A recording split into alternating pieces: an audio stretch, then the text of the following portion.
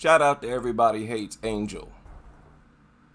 Whenever the subject of race comes up, especially when it comes to biracial or mixed people, primarily the admixture of black and white, I often hear and read comments from people saying, "You are whatever your father is." I've read comments stating, "There's no such thing as mixed race. You are whatever your father is." So if you happen to be half black and half white, and your father is black, then you are black. But what if you're biracial with a black mother and a white father? Apparently, all of a sudden, you're actually white. So that brings into question people like See how Bob Marley. see how foolish that is?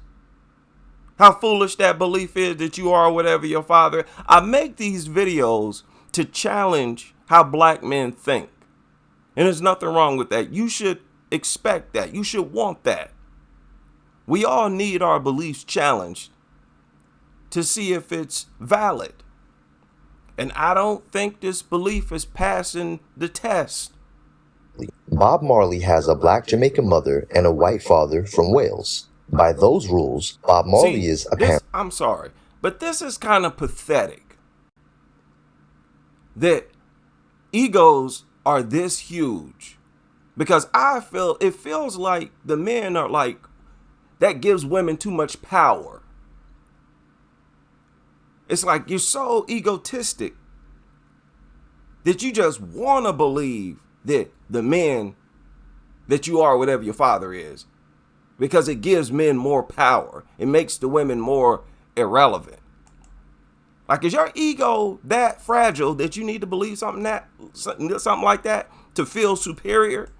Bob Marley has a black Jamaican mother and a white father from Wales. By those rules, Bob Marley is apparently white. Now, Bob Marley doesn't look like any white man I've ever seen. I can't imagine Bob Marley being able to walk into a Ku Klux Klan convention and fit in without anyone saying, "Bruh." This rule of you are whatever your father is actually comes from the Bible. The Bible. I used to argue this belief back in 2008, 2009, 2010. I used to argue with Hebrew Israelites.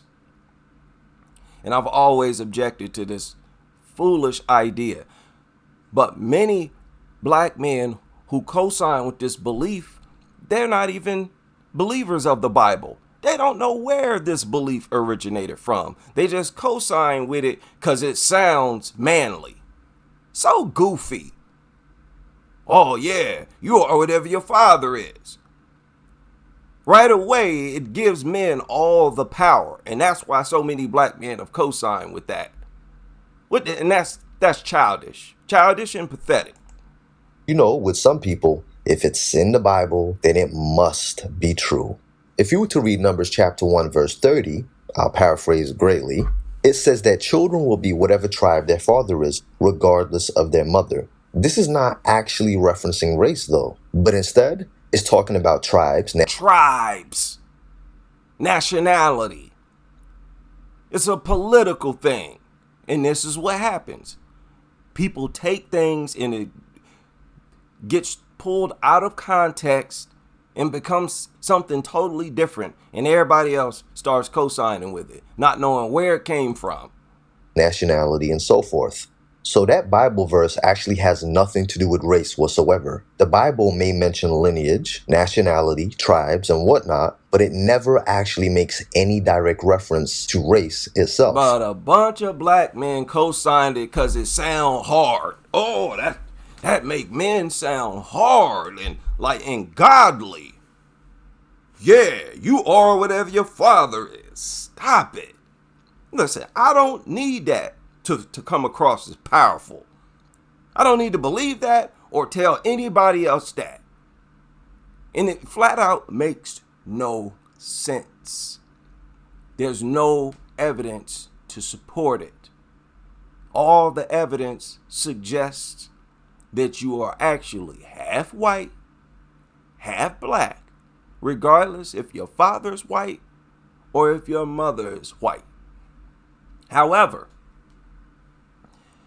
I believe it was Discover magazine put this article out, said genetically speaking, you're more like your dad. And they explain in this article that you actually may use more of your father's DNA But it goes no further than that. I tried my best to find as much information as I could to support their belief that you are whatever your father is. Okay? My goal is not to bash anybody who believes this. My goal is just to challenge it. And I don't think y'all passing the challenge. I don't think this belief is passing the challenge at all.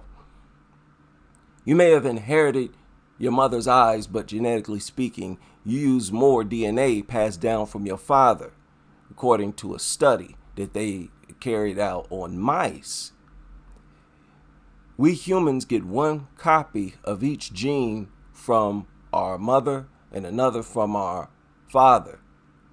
The same is true for all mammals. But that doesn't necessarily mean that mom and dad genes are equally active in creating who we are.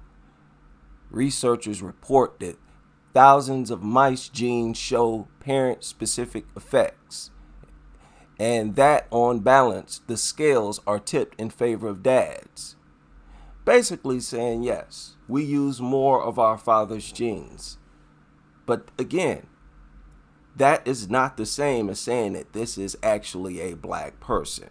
Now, let me ask another question. What if you have all sons? What if you have all sons? You knock a Becky up, and Becky has 4 sons, no daughters. So you're saying you have 4 black sons. They go out and they knock up another Becky. They knock up a Becky too. Your grandkids are all males as well. They go knock up a Becky. Your great grandkids are now white. They no longer carry your blood. They're no longer FBA. Your grandkids are now no longer FBA. You've lost your ethnicity has been wiped out of your family tree. So, do you really think the belief that you are whatever your father is makes sense when you have results like that?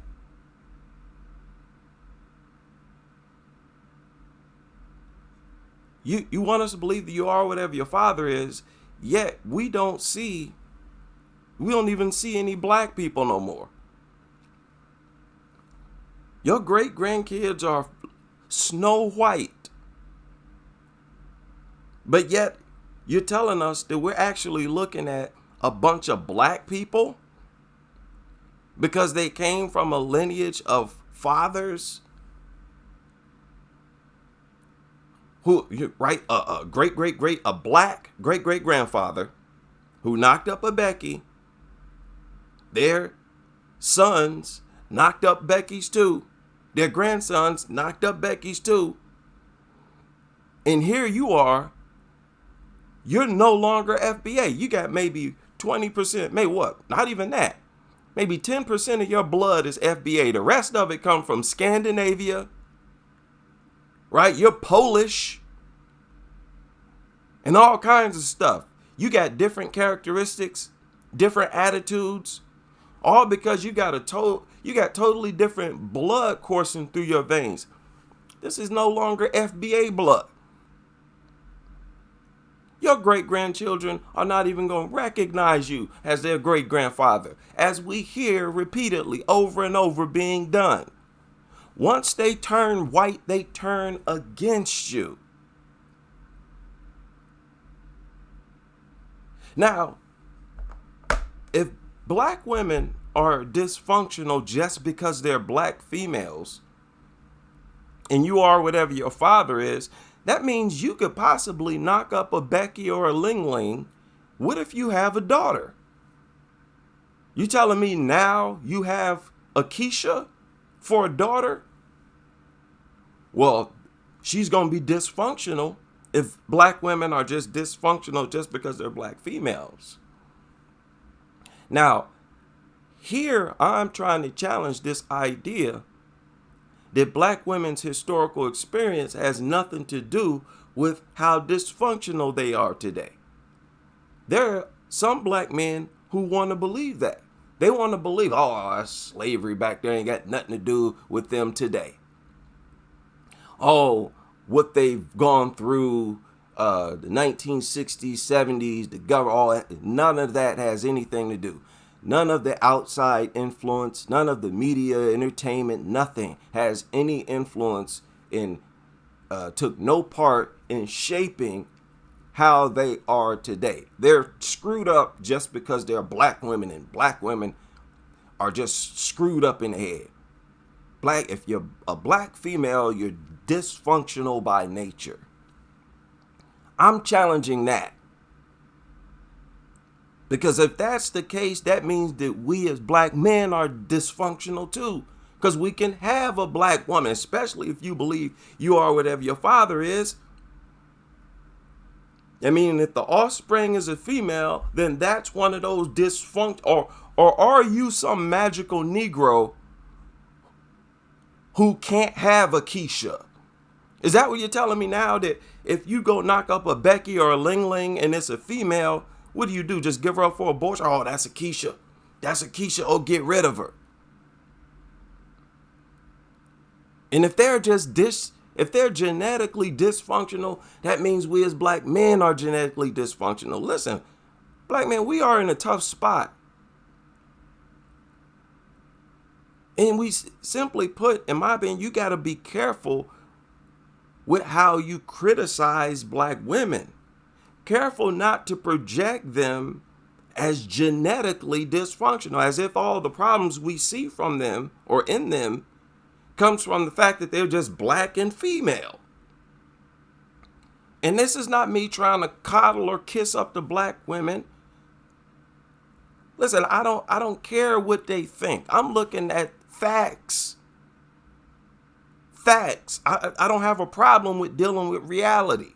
And I think it's so childish, and it's a sign of weakness when you got to lie to yourself. I view that as something that's a female trait. That's not even a female trait. That's a twisted person with a twisted mentality. I'm not going to lie to myself. I can deal with reality however it is. You see, this belief that you are whatever your father is, I also believe that a lot of black men co-sign with it to remove like a feeling of selling out, a way out of their system. You know, make it easier for them to get with a Becky, get with a Ling, or whatever. Because, hey, my kids are going to be black, and you are whatever your father is. And that's just not true. And I think it makes you look weak. You got to lie to yourself in order to deal with your living conditions or the choices that you make. You let me know what you think.